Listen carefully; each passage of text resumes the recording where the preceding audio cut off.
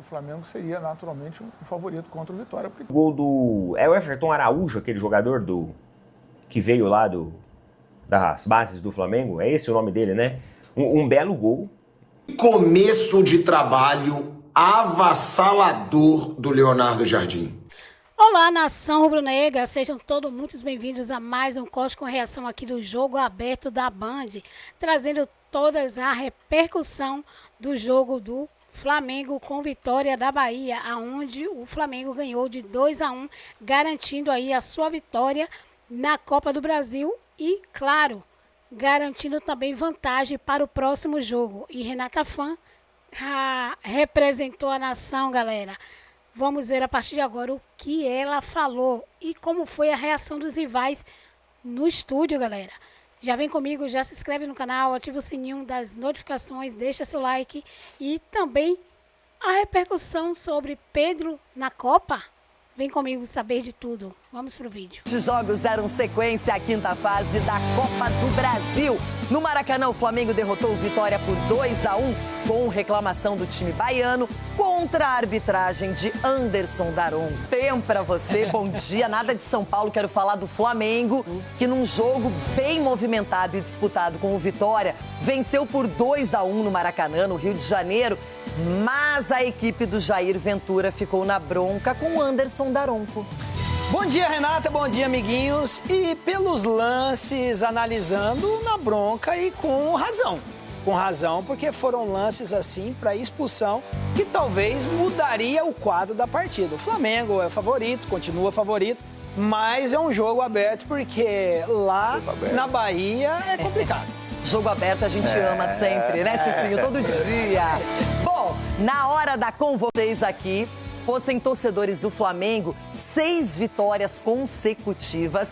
Desde que o Mengão perdeu para o Bragantino pelo Campeonato Brasileiro, não sabe o que é ser derrotado. E lá no nosso canal Jogo Aberto do YouTube, vamos começar a repercutir esse confronto de Série A entre Mengão e Vitória. Então, essa situação, que é a situação de bolas, de situações criadas versus a eficácia, não é? A minha experiência no futebol diz-me que quando nós criamos algum número de situações, como foi o caso destes últimos 2 jogos, e não concretizamos tanto, o futuro será promissor, porque vai haver um momento que as bolas vão começar a entrar com mais frequência. Eu fico preocupado se quando não criarmos, por exemplo, aquelas equipas que criam uma situação, fazem um gol e não, eu gosto que as minhas equipas criem para a gente conseguir, porque vai haver um momento que as coisas vão correr bem. A gente, em vez de estar a bater para fora e para o lado, até vai bater contra os adversários e a bola vai entrar. Por isso é importante criar, e uma equipa da dimensão do Flamengo é importante criar um jogo ofensivo, e o jogo ofensivo é isto: verificamos 20 finalizações para 5 do adversário, o adversário em 5 fez um gol e em 20 nós fizemos 2, por isso o aproveitamento foi muito maior do adversário, mas eu acredito que as coisas acontecem quando tu crias, vai acontecer, e aí vais um jogo ou outro criar talvez um menor número, mas vais fazer muito mais golos.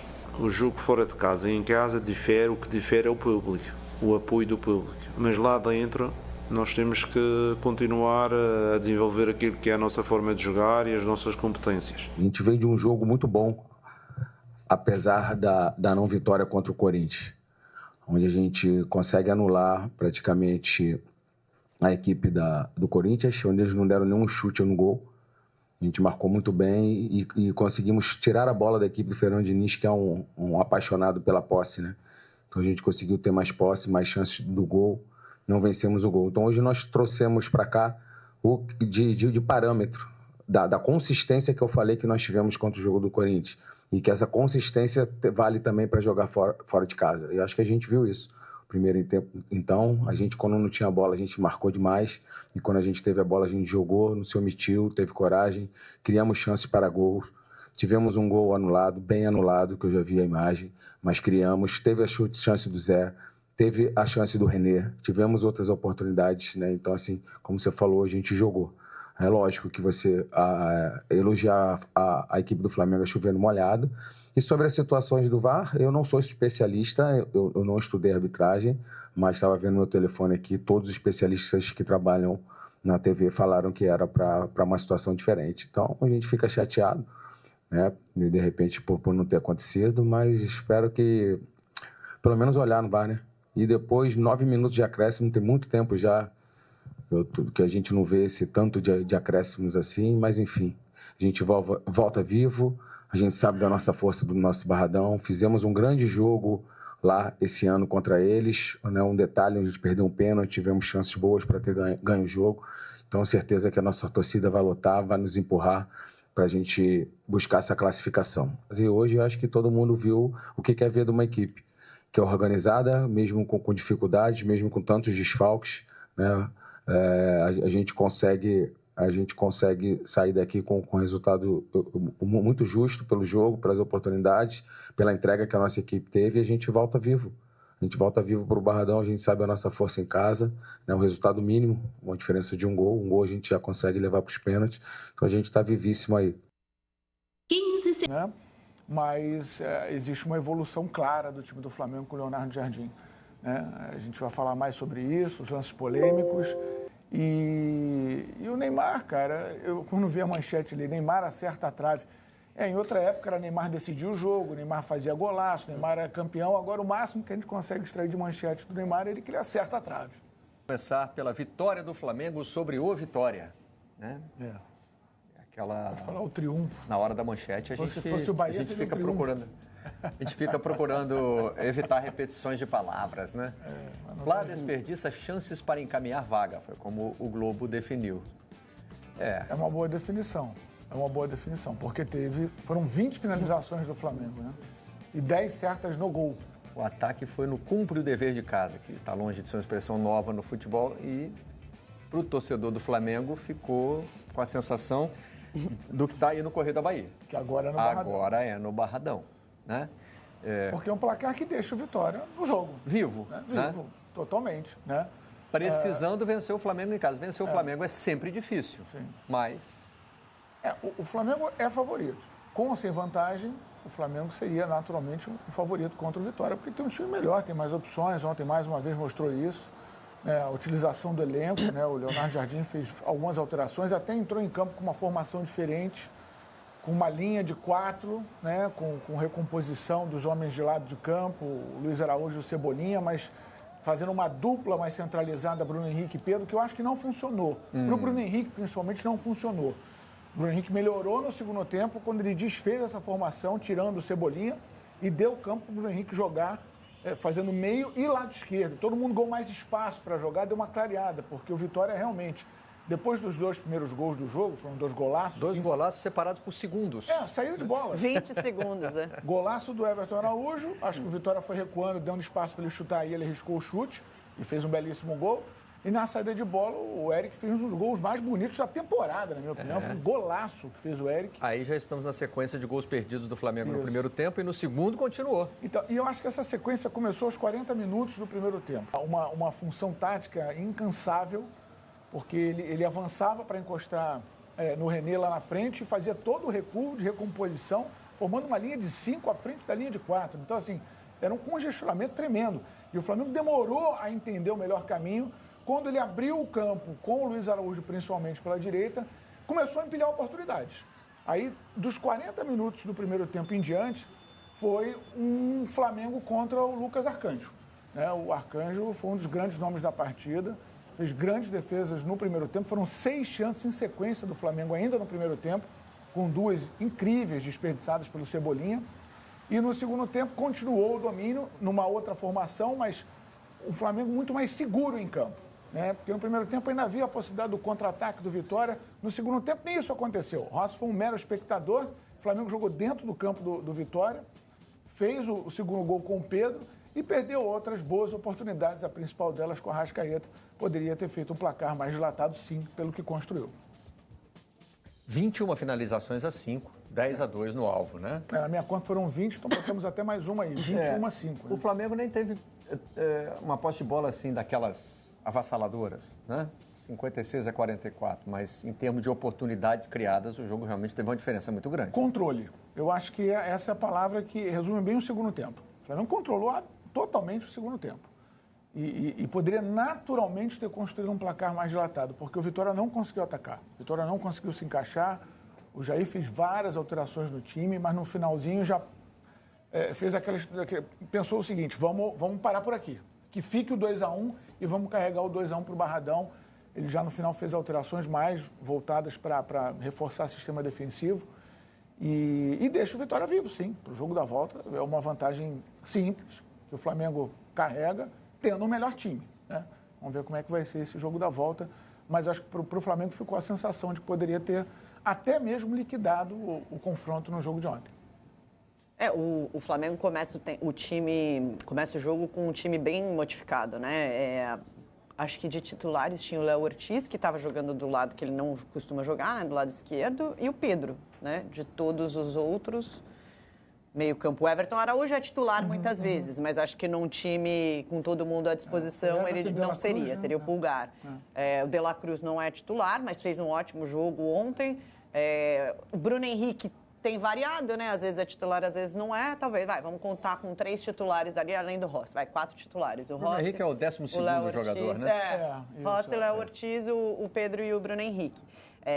E mesmo com as modificações, criou muitas chances, mas deixou um espaço muito grande no meio-campo que o Vitória estava sabendo ocupar, né? Eu acho que o Flamengo teve muitas chances, porque tem jogadores de muita qualidade, e a forma de jogar com o Léo Jardim, ele preenche muito bem a área, então sempre tem opções dentro da área para finalizar. E aí o Vitória estava congestionando a área, mas o Flamengo, às vezes, a bola espirrava aqui, e sobrava para alguém finalizar. O Lucas Arcanjo trabalhou essas 2 vezes no final, mas acho que ao longo do primeiro tempo ele trabalhou bem.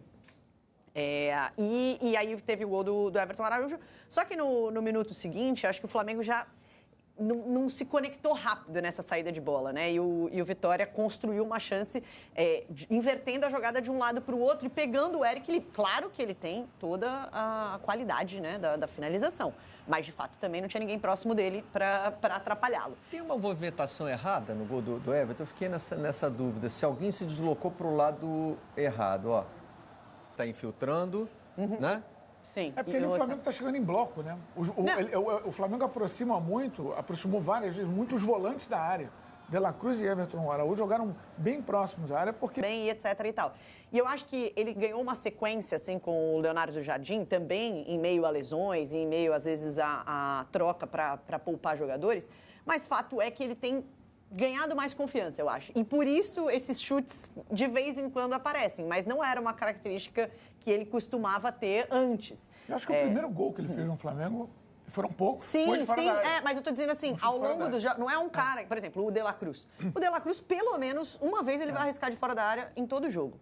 O Everton Araújo, nem sempre. Né? O próprio Pulgar tem mais características. É que eu acho que é uma questão de confiança mesmo. Ele tem um bom chute, mas assim, entre as opções ali, ele vai acabar optando por passar. E eu acho que na cabeça do marcador do Vitória foi isso, assim, bom, o cara tem todas essas opções aqui, o que ele vai fazer? Ele vai tocar. E ele liberou o espaço para o Everton Araújo, que foi muito inteligente em perceber isso e, óbvio, muito feliz no acerto do chute. Mas eu acho que teve um acerto do Leonardo Jardim entre o primeiro e o segundo tempo para justamente que o Vitória não tivesse mais chances como teve no primeiro tempo, né? Que corrigir esse espaçamento que tinha do Flamengo, deixando um espaço na entrada da área, deixando um espaço ali no meio-campo que o Vitória muitas vezes ocupava. E eu acho que a entrada do Saul foi muito importante para isso, para justamente compactar mais o time, e aí o controle que o Eboli falou aconteceu, né? O Vitória praticamente não fez nada. Se eu não me engano, foram 4 finalizações do Vitória no primeiro tempo e uma no segundo.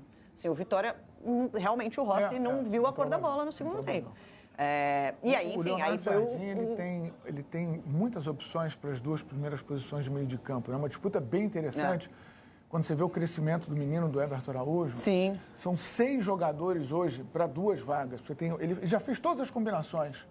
Everton Araújo, ontem foi Everton Araújo e De La Cruz. Você tem ainda o Pulgar, o Jorginho, o Saul e agora o Paquetá. E o Paquetá, que está fazendo. Que está crescendo justamente como segundo homem de meio de campo. E aí você pode variar muito de acordo com o adversário. Uma dupla que tem mais capacidade de reter a bola, nessa dupla tem que ter um pegador, aí você tem o Everton Araújo e tem um Pulgar.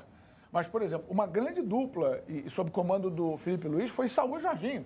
Sim. De muita técnica. Então, feliz é o Leonardo Jardim, que tem tantas opções, né? Bom, até agora nós contamos a história pelo lado do vencedor, né? E o tema 2025 e 2026. A gente já trouxe alguns números ontem, mas agora eles estão bonitinhos aí para você ver. Inclusive a diferença de estilo do Pedro. Em 2025 ele teve lesão também, né? Ele voltou de lesão mais para abril, maio. E terminou a temporada machucado também. Não joga a final da Libertadores, não é isso? Exato. Mas também teve ali os seus... Teve as suas... seus dilemas com o Felipe Luiz. É que eu acho que quando você considera que ele começou o ano com lesão, você tem que considerar que o time teve que ser montado sem ele. Teve que achar uma forma de jogar sem ele. É diferente de ele começar, né, uma temporada e aí, beleza, você arma o time com ele e depois ele sai, enfim. Acho que tem uma influência, entendeu? Porque aí depois ele volta da lesão. Era uma lesão que exige muito cuidado na volta, porque muito jogador volta desse tipo de lesão e já se lesiona de novo, então você tem que ter bastante cuidado, enfim, com a minutagem e etc e tal. Você volta, às vezes, em uma outra intensidade, com medo de se lesionar novamente. Então, eu acho que tem um fator que influencia, assim, é diferente. Mas o Pedro jogou no final do ano no Interclubes. O Pedro jogou no final, lembra? Ele entrou no final do jogo. Isso. Foi porque foi o momento que ele estava... Isso, mas ele começa o ano, né? Ele começa o ano. Não, ele estava lesionado. No início do ano? Quer ver que em 25 o número de 25, ele é influenciado por uma temporada em que ele começa lesionado. Sim. Mas o que os números do Gato Mestre mostram aí é que o Pedro está com uma eficiência muito parecida com a do ano passado. Visualizo bolas de frente. Em coletiva, fez um desabafo ali a respeito do futebol brasileiro como um todo. Durante a coletiva, ele falou sobre as impressões em relação ao Campeonato Brasileiro. Olha aqui. Falo para o meu grupo. Se pegar todos os clubes do futebol brasileiro, Flamengo e Palmeiras estão na prateleira de cima, com o Cruzeiro um pouco abaixo. Flamengo tem muito dinheiro, contratos melhores. Palmeiras está na mesma linha. Começou o campeonato e, na minha opinião, Flamengo e Palmeiras vão decidir o brasileiro. É a minha opinião. Porque se preparam, têm dinheiro e trazem os jogadores. O resto vem embaixo, na outra prateleira. Isso daqui foi a declaração do Renato Gaúcho durante a coletiva do Vasco. E, cara, assim, a leitura do Renato Gaúcho aqui, ela não é uma leitura mentirosa, né? É uma leitura honesta dele. Eu tava até na academia esses dias aí, ó, e a gente tem uns torcedores ali do Palmeiras e tal, que a gente sempre faz uma resenha, e os caras falaram, pô, é impressionante, a gente tá com 25% do campeonato já completo, e parece que a briga vai ser realmente entre Flamengo e Palmeiras. Esse ano, o que era para ser o Cruzeiro, o terceiro fator, a terceira via, parece que o Cruzeiro errou o planejamento lá atrás e perdeu tempo. Perdeu muito tempo. Trazendo Tite, fazendo toda aquela pataquada. Então, realmente, a sensação que a gente tem é de que Flamengo e Palmeiras já estão se encaminhando para disputar o título. Enquanto isso, a outra galera lá vai brigando para não cair, classificação para a Copa do Brasil, classificação para Libertadores, é isso. Enquanto isso, eles vão ali disputando o torneio, o mundo paralelo que eles vivem. E a gente disputa o título. Cara, que loucura! Não, se a gente for... São 20 clubes, pessoal. São 20 clubes e essa análise é uma análise sensata. Não é uma análise absurda, não é uma análise clubista. A gente está falando da análise de um técnico do Vasco, de um técnico de outra equipe. Olha isso, meus amigos. Que doideira. Realmente, como diz o Tirone que fala, né, a espanholização do futebol brasileiro. Tem gente que fica bravo quando ele fala isso, mas se a gente for puxar aí os últimos anos, ele tem sim uma certa razão ao falar isso. E sobre a Copa do Brasil, vamos lá. Nós tivemos alguns jogos aí, ó. O Santos empatou com o Coritiba, o Bragantino empatou com o Mirassol, o Internacional venceu o Atlético, o Fortaleza venceu o CRB por 2-1, Inter venceu por 2-1, né? O Bahia levou uma pataquada do Remo. O Bahia perdeu por nada mais e nada menos que 3-1 do Remo. Bahia do Rogério Ceni. Cruzeiro empatou por 2-2 com o Goiás e o Flamengo venceu o Vitória por 2-1 no Maracanã. Eu assisti desses jogos aqui, eu assisti o jogo do Flamengo contra o Vitória. O jogo divertido, cara. Jogo divertido de assistir. O jogo já começou ali com 2 belíssimos gols. Belíssimos gols. Teve o gol do... o Everton Araújo, aquele jogador que veio lá das bases do Flamengo. É esse o nome dele, né? Um belo gol. Chute ali de média distância do Everton Araújo. Belíssimo gol. E logo na sequência, acho que não deu nem 2 minutos, você tem ali a sobra da cabeçada do Léo Ortiz, que tentava tirar a bola ali de dentro da área, mas a bola ela pega o rumo, né, a direção contrária, e cai ali de primeira nos pés do jogador do Vitória, que dá um belíssimo chute, indefensável, fazendo o gol de empate e colocando ali uma boa pimenta na partida. O primeiro tempo, o Vitória fazia 2 linhas ali com 4 jogadores para tentar segurar o ataque do Flamengo.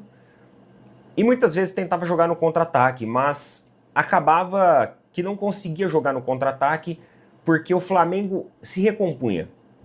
Muitas vezes, quando o Vitória tentava encaixar um contra-ataque, o jogador ficava ilhado sozinho do Vitória. Por quê? O Vitória fazia uma linha dupla de marcação dentro do seu próprio campo em bloco mais baixo para atrair o Flamengo. E aí na hora que tinha a volta do contra-ataque, um jogador do Vitória ali sozinho, isolado, sem conseguir fazer nada, isso fazia com que a equipe do Flamengo se recompunha. E basicamente esse foi o retrato do primeiro tempo. Vitória fez até algumas finalizações bem honestas ali, outra mais perigosa, que exigiu uma defesa do Rossi, mas claro que a maioria das tentativas e a maioria da posse e domínio de bola era do Flamengo, né? O Flamengo sempre tentando impor o ritmo, sempre tentando fazer alguma coisa, mas o Vitória ali fechadinho, marcando ali homem a homem, uma marcação muito organizada, uma equipe muito disciplinada. O primeiro tempo ainda foi mais equilibrado. O Vitória ainda tentou propor contra-ataque. O segundo tempo, o Vitória tentou fazer o seguinte, ó, vamos segurar esse resultado.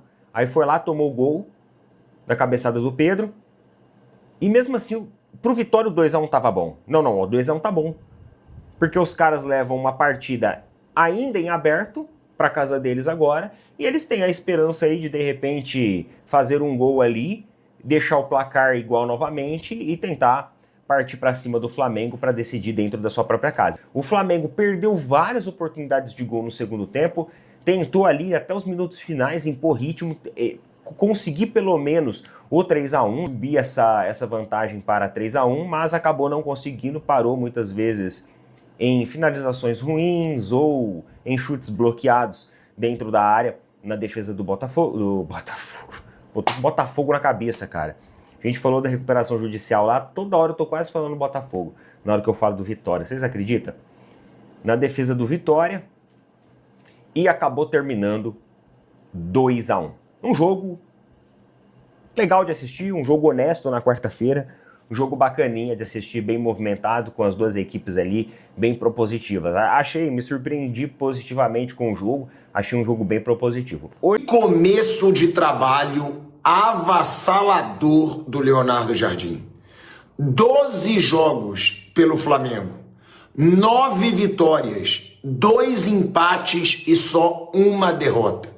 O jogo de hoje contra o Vitória, ele colocou um time totalmente misto para a Copa do Brasil. O foco, o Flamengo já deixou bem claro, vai ser mais uma vez Campeonato Brasileiro e Libertadores. O Flamengo venceu o Vitória, O Flamengo foi muito melhor que o Vitória, poderia ter feito mais gols, perdeu chances claríssimas de gol, principalmente com o Cebolinha e a Arrascaeta cara a cara com o goleiro. Mas o que eu faço questão de chamar a atenção é para os números do Leonardo Jardim e pela forma como ele faz o rodízio nesse time. Um Flamengo que faz rodízio, um Flamengo que pode fazer a diferença no fim do ano, na disputa de títulos com outros clubes, principalmente com o Palmeiras, por rodar mais jogadores. Ele não costuma repetir sempre o mesmo time, ele poupa jogadores importantíssimos, mesmo assim o Flamengo não cai tanto de rendimento, e os números são impressionantes. São 9 vitórias, 2 empates e só uma derrota em 12 jogos. Tem que respeitar muito o começo de trabalho desse cara, inclusive a forma como ele faz o Flamengo criar muitas chances para chegar às vitórias. Ou seja, não são jogos chatos, são jogos agradáveis de se ver, porque é um Flamengo que cria e que tem objetividade. Perdeu muitos gols hoje? Perdeu. Mas é um Flamengo que cria chances e é um Flamengo que vai vencendo em sequência. 6 jogos seguidos sem perder do Flamengo no Leonardo Jardim. E nação rubro-negra, o Flamengo acumula mais uma vitória e agora na Copa do Brasil ele venceu aí o Vitória da Bahia por 2-1, garantindo uma vantagem para o próximo jogo. E a pergunta que não quer calar é: Pedro, está pronto para ir para a Copa do Mundo? E vocês, o que vocês acharam da atuação do Pedro e de todo o elenco do Flamengo? Comenta aí embaixo. E lembrando, galera, de deixar aí os créditos aí para Sport TV, também para a Band, para o canal Cortes do Pilhado e para o canal do Opina Porco. Até o próximo vídeo.